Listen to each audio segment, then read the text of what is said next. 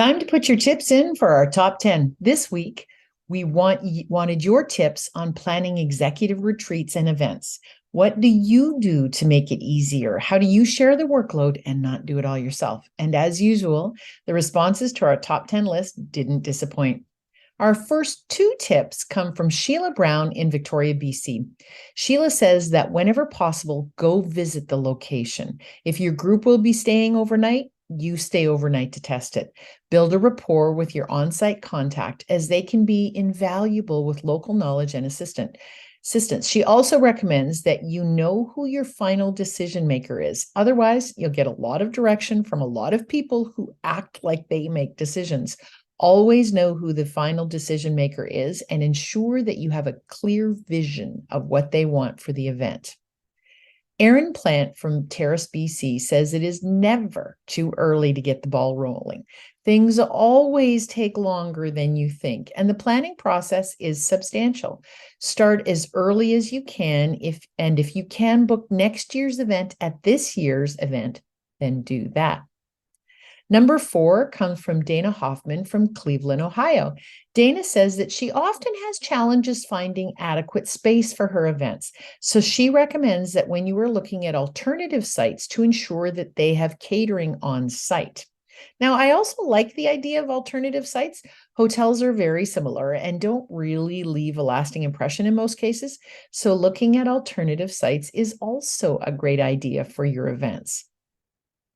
From New York, Diana Rockwell says that you do need to engage your committee and to rely on checklists that you all use so that everyone is organized. Our 6th tip is from Jasmine Desloges from Ottawa, Ontario. Jasmine recommends that you create your timeline backwards.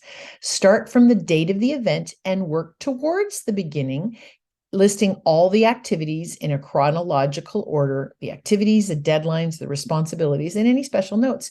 We know we need to plan ahead, but planning back is also very helpful.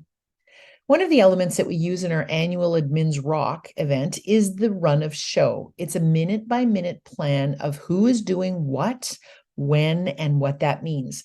Lori Jo Jaycox recommends that you have one for the day or days of the event so that there is no tiny detail forgotten. Everyone knows where they need to be, what they need to be doing, and the timeline is down to the minute.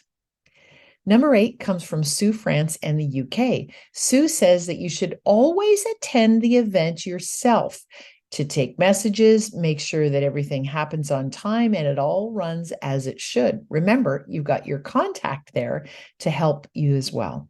And numbers 9 and 10 come from Nick Stark from Ottawa, Ontario, who says that event planning is one of her favorite things to do. And Nick recommends that you get the invitations or the save the date on everyone's calendar early so that there are no missing stakeholders at the event. And number 10, and most importantly, and Nick reminds us to have fun when we are doing this planning. Event planning or project management is a lot of work. However, when done properly, is incredibly rewarding. Thanks for your tips, and be sure to add more in the comments below.